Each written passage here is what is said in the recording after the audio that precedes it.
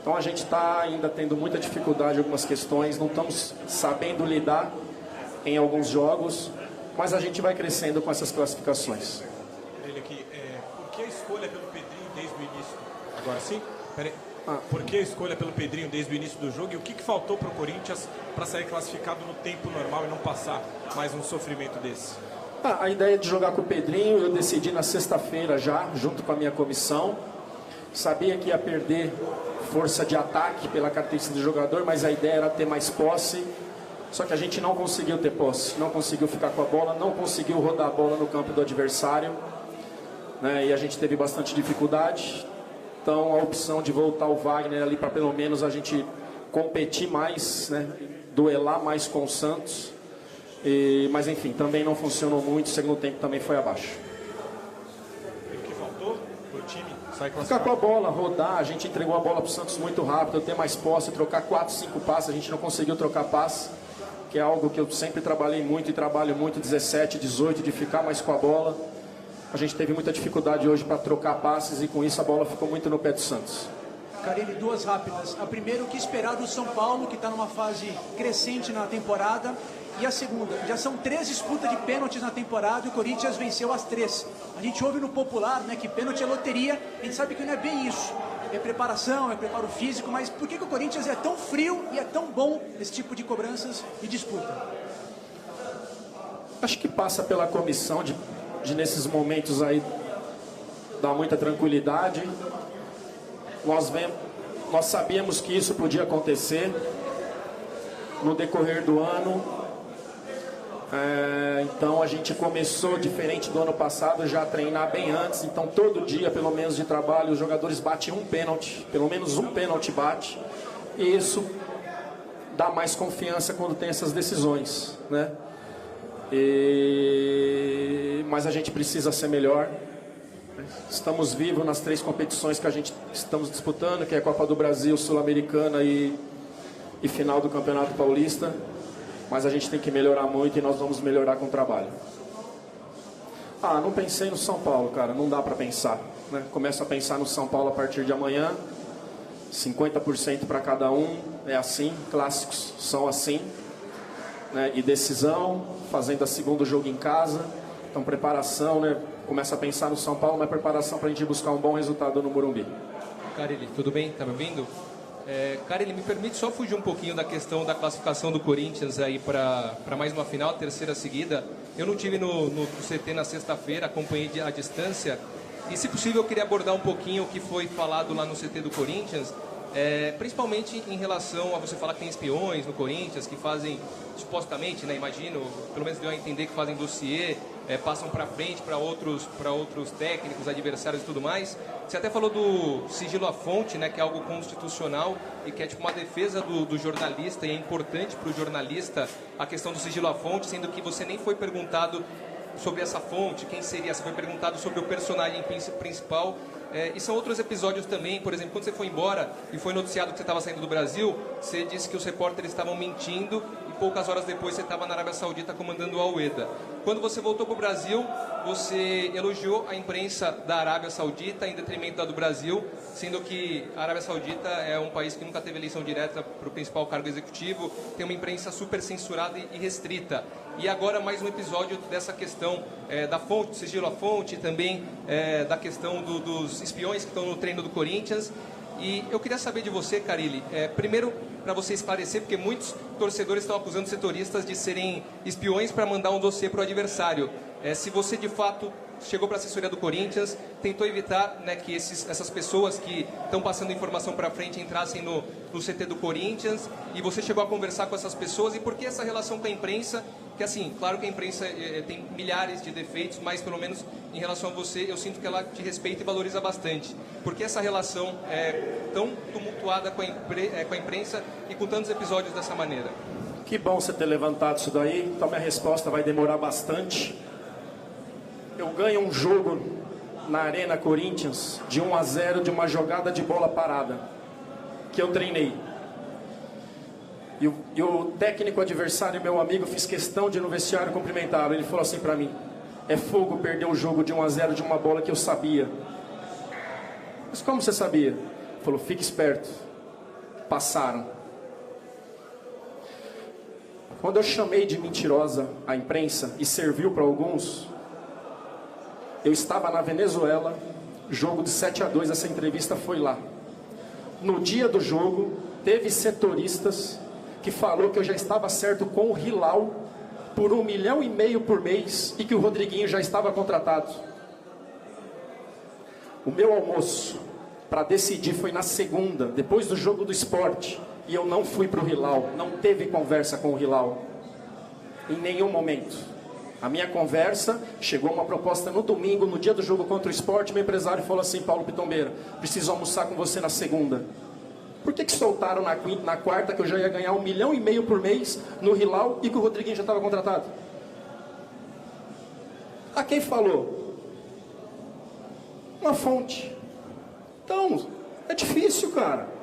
A gente já vive num país cheio de problemas, cheio de mentira, e levam para o torcedor muita coisa que não tem. Eu acertei a minha ida para a Arábia Saudita para o Al-Weda, não para o Hilal, na segunda.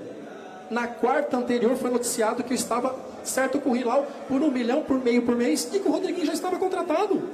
De onde saiu isso?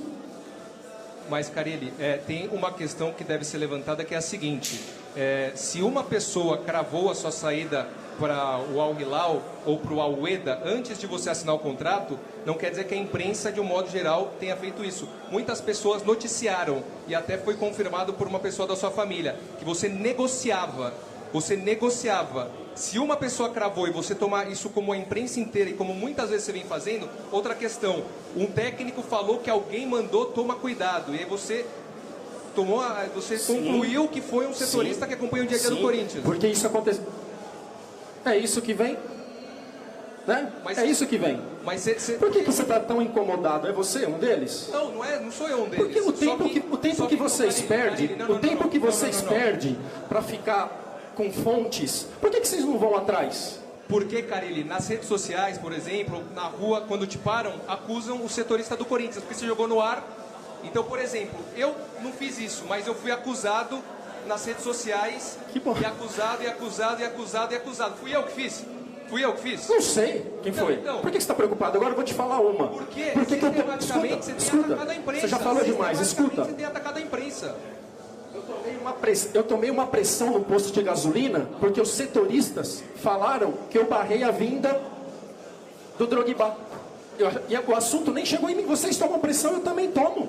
Carille, não é verdade. Se você pegar e fazer um compilado, o seu assessor vai pegar, vai fazer um compilado e vai ver como foi a falar da vinda do Drogba. Se um jornalista... Eu não tinha assessor na época. Não, tudo bem, mas ele pode fazer hoje. Se uma pessoa falou isso, você vai tomar como... Todo mundo que fez um trabalho decente aqui, foi tudo pelo ralo. Se equivocam demais, né? Desculpa, né? Se equivocam demais. Eu sei que você é um dos irritados. Eu não sei porquê.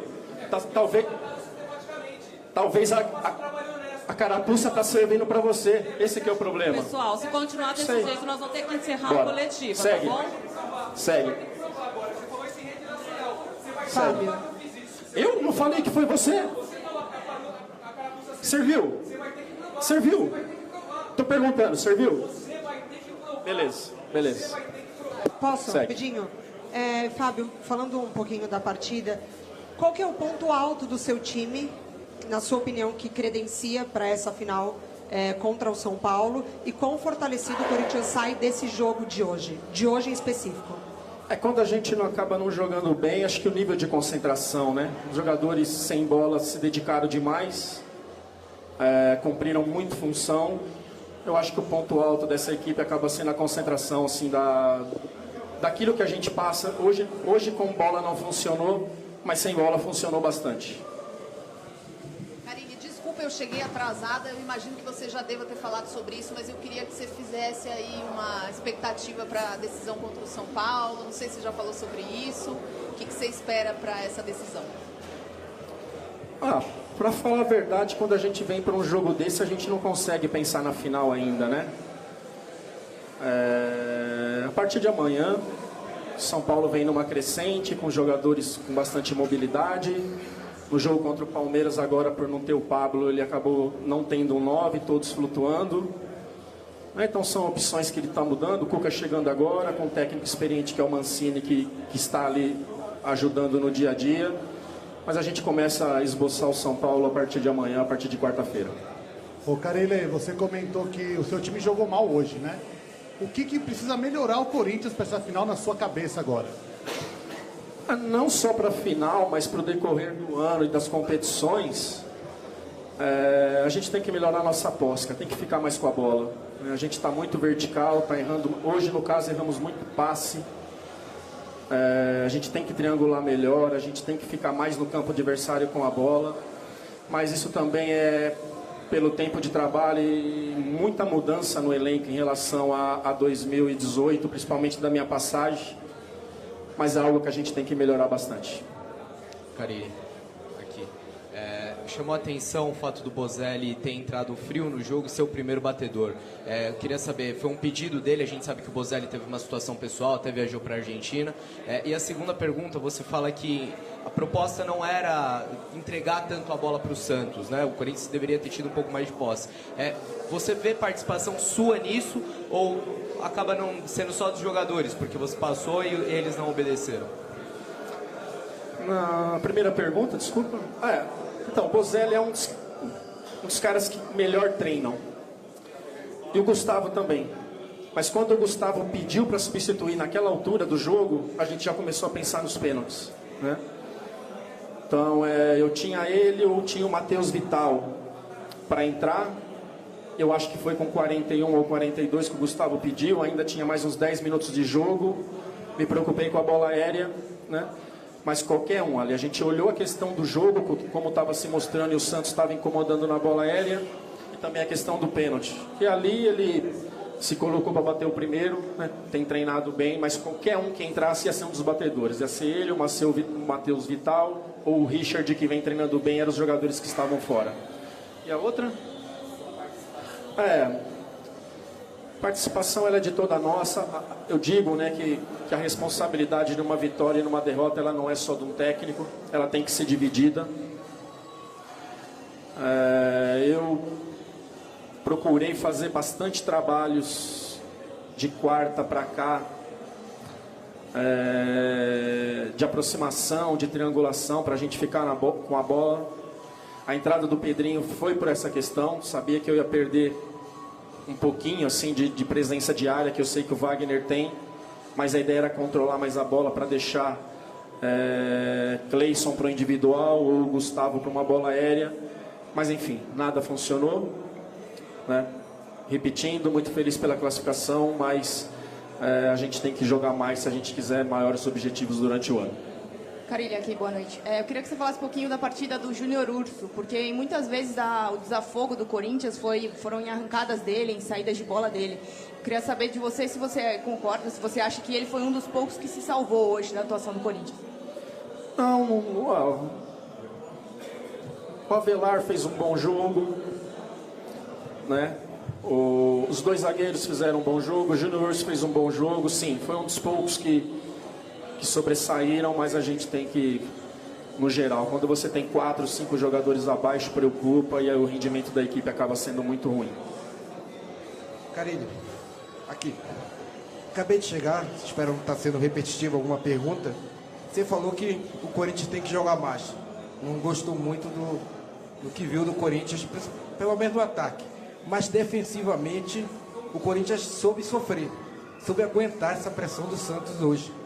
E o que é que você imagina disso, até para o restante da temporada, que vai ser dura na Copa do Brasil, no próprio Campeonato Brasileiro, e vai ter jogos em que o Corinthians vai passar por isso. E para mim eu vi que é um time que aguenta bastante pressão, sem contar aí o goleiro Cássio, que faz a diferença quando a zaga acaba falhando.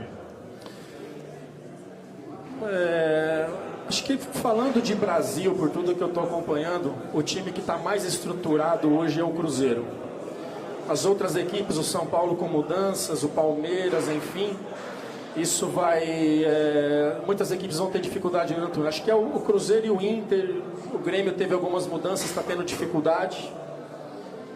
Mas isso também faz parte do tempo, né? Quando a gente começou um ano aí com 17 jogadores diferentes dentro de um grupo, é uma mudança muito grande e para isso você precisa repetir, precisa treinar. Então a gente tem alternado bons jogos com jogos ruins, jogos que você concentra bem, que foi o caso do Palmeiras 1-0, né? A gente só sofreu na bola aérea, na bola rodando não. Hoje a gente já teve dificuldade na bola aérea e também no jogo jogado.